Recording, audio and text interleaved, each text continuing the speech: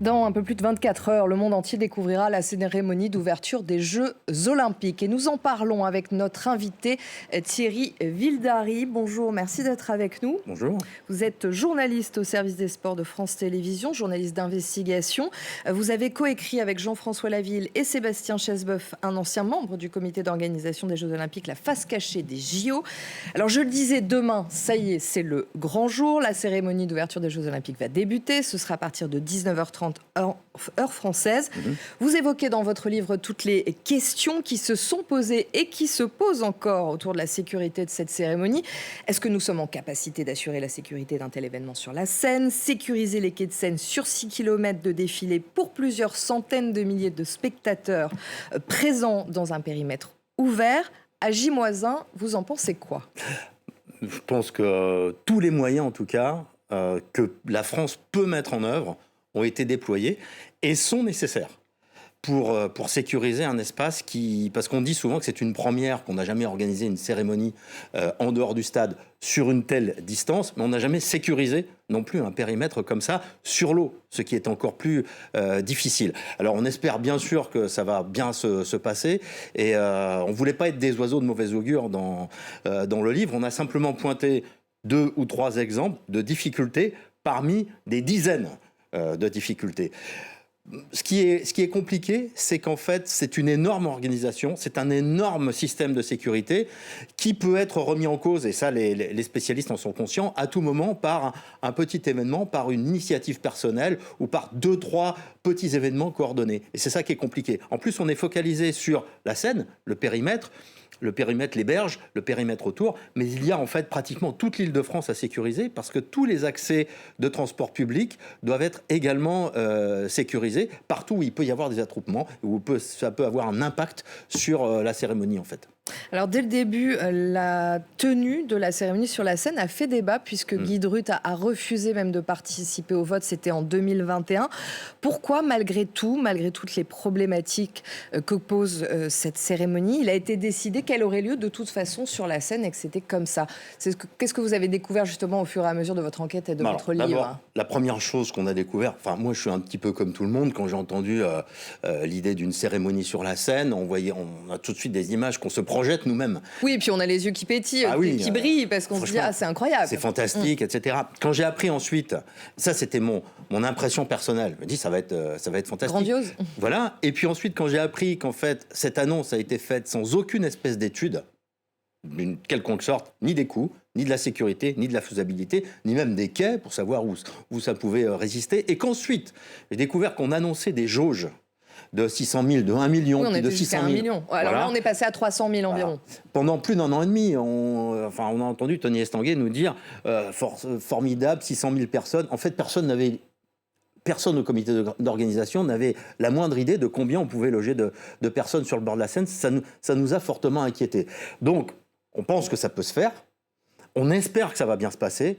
Mais l'organisation et la décision du chef de l'État, pour des questions de prestige international de la France, parce que ça va être regardé par entre 1 et 2 milliards de personnes demain soir à 19h30. Tout ça a décidé tous ces éléments ont fait qu'on a décidé de maintenir cette cérémonie sur la Seine, malgré tous les risques que l'on court, parce que tous les jours, il y a des rumeurs d'actes malveillants, je ne veux pas dire d'attentats, mais d'actes malveillants.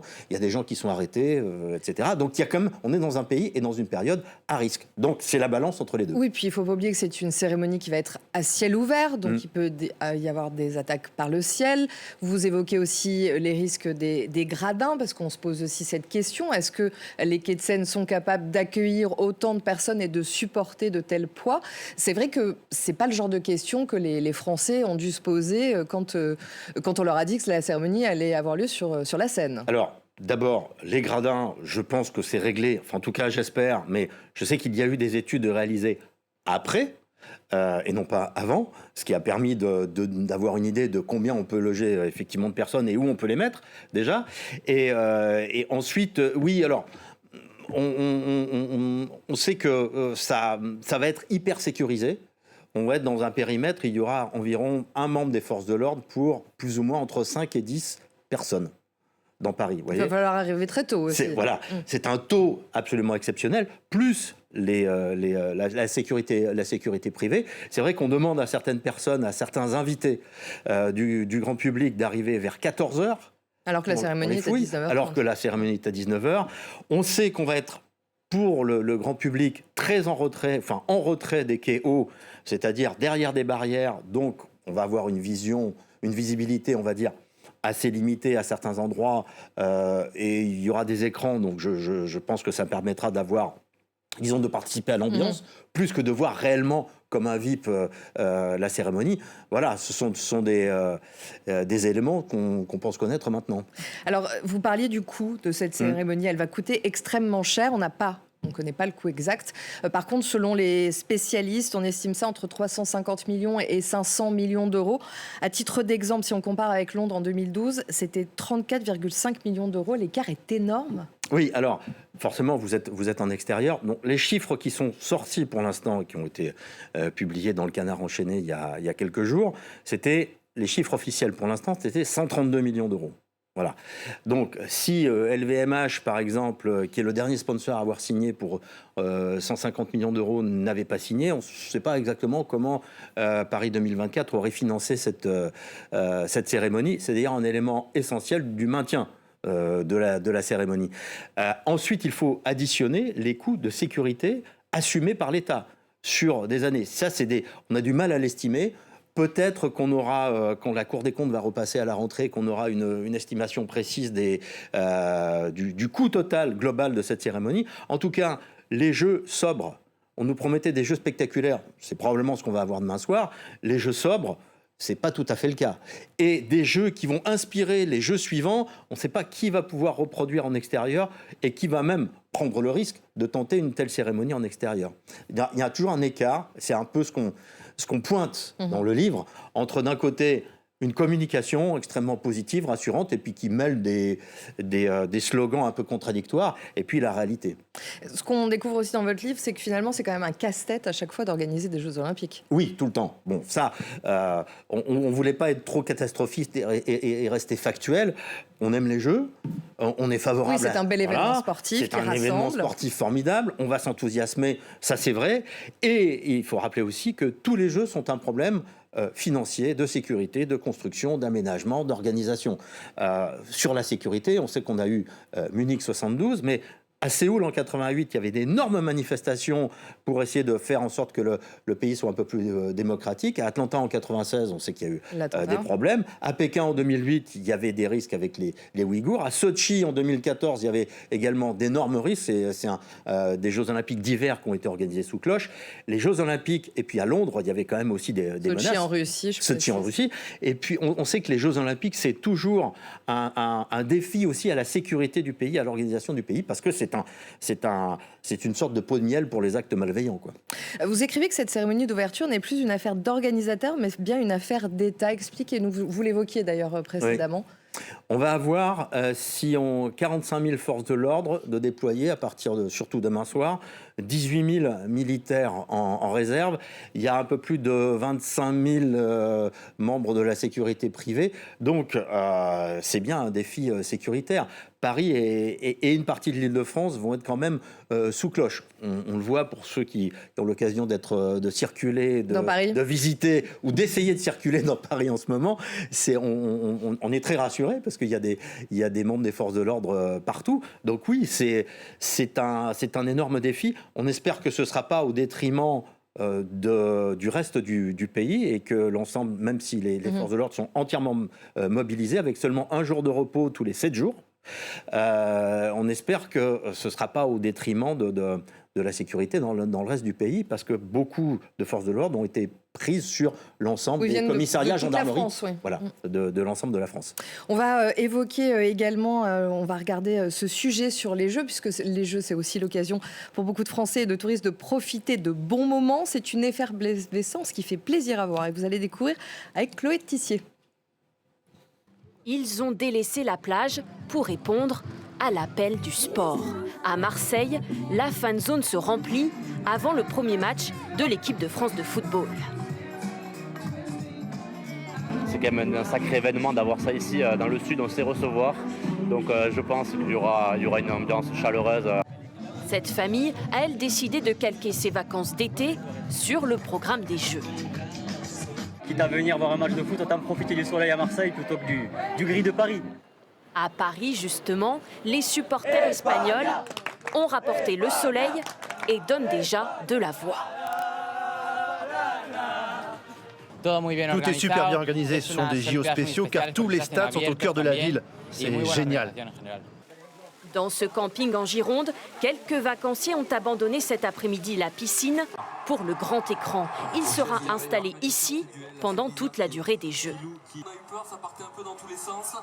C'est un vrai plus. C'est mieux que d'être dans mon camping-car à regarder son petit écran d'ordinateur, quoi. Ah non, c'est vraiment bien. C'est bien parce que c'est une fois dans notre vie qu'on les regardera. Le ballon rond a attiré de nombreux supporters. À Bordeaux, le monde s'affiche sur des maillots. Des Gallois, Japonais, Paraguayens, heureux et prêts à vivre l'ambiance des Jeux. Je suis très fier d'être ici. C'est un privilège d'assister aux JO. C'est un événement magnifique et j'espère que mon pays va gagner le plus de médailles possible. Top départ de 18 jours, haut en couleurs. Bisous à tous. Alors, on a vu beaucoup d'effervescence des Français, mais aussi des touristes. Les Français qui, après tous ces épisodes politiques de ces dernières semaines, ont quand même besoin justement d'avoir un peu de baume au cœur et de respirer un coup. Ça va être une bouffée d'oxygène, ces Jeux Olympiques? Oui, probablement, et c'est même certain, parce que on l'a vu dès hier, c'est du rugby à 7 et du football qu'on a l'habitude de voir le reste du temps, mais il y a déjà un enthousiasme. Oui, les stades étaient pleins. Voilà, et ça va être l'enthousiasme particulier aussi, ça c'est la magie des Jeux, pour des sports qu'on ne regarde jamais, et qui, parce qu'il y a un événement particulier, il y a un athlète qui a une histoire particulière ou un Français qui réussit. Moi, j'ai toujours été fasciné par l'aventure de Jean Quincampoix au tir de pistolet rapidité à 10 mètres, qui avait fasciné 4 millions et quelques de téléspectateurs à 10 h le matin, parce qu'il était en finale. Voilà, ça c'est la magie des Jeux. Ça peut être un archer, un cavalier, un triathlète, voilà. Et puis il y a les Jeux paralympiques à suivre, qui vont aussi, même si on y est moins attentif, si ça marche moins bien, qui je pense vont aussi nous procurer des histoires et des émotions particulières entre fin août et début septembre. Et vous écrivez, espérons simplement, je reviens sur votre livre, que ce livre sera démenti par les faits. Ce constat, il sera fait une fois les Jeux terminés, les Jeux Olympiques et les Jeux Paralympiques que vous évoquiez. Donc ça finit le 8 septembre. Après, on va faire le bilan ? Oui, alors le but n'était pas de démonter les Jeux ou de faire du JO-bashing, comme on l'entend régulièrement, mais c'était quand même de pointer des éléments et des aspects, certains aspects, pas tous, on n'a pas fait un catalogue ou un dictionnaire de ce qui ne va pas bien ou qui pose question dans les Jeux. On a sélectionné certains aspects, et puis on verra à la rentrée aussi, parce qu'il va quand même y avoir un débat sur le coût réel. Bien sûr. Parce que je pense qu'on a été extrêmement discret, pour être prudent, voire on a caché pas mal de coûts, et qu'on va le découvrir à partir de la rentrée, ce qui est un peu dommage, parce que ça nuit toujours, et ça ternit l'image des Jeux et la confiance que l'ensemble des humains sur Terre doivent et peuvent porter au mouvement olympique. C'est-à-dire qu'on découvre toujours après que ça coûtait plus cher, ça coûtait 2 fois et demi, qu'on n'a pas coûté les coûts de sécurité, qu'on nous a dit que les Jeux financent les Jeux, puis qu'en fait, c'est quand même bien le contribuable qui paye les Jeux, en grande partie au bout du compte. Et ça, c'est un peu dommage, parce qu'en fait, on pense que nous, si on avait vraiment affiché les difficultés et la note au départ, en disant, voilà, ça ne sera pas 6,5 milliards, mais ça sera 12 ou 13 ou 14, quelque chose que, même si c'est des montants importants que la France peut financer, je pense qu'il n'y aurait pas débat, il n'y aurait pas eu ce livre. Merci beaucoup Thierry Vildary d'avoir été avec nous, et on pourra vous retrouver sur France Télévisions. Vous commenterez la boxe. Exactement. Eh bien, bons Jeux Olympiques. Merci beaucoup. Merci beaucoup.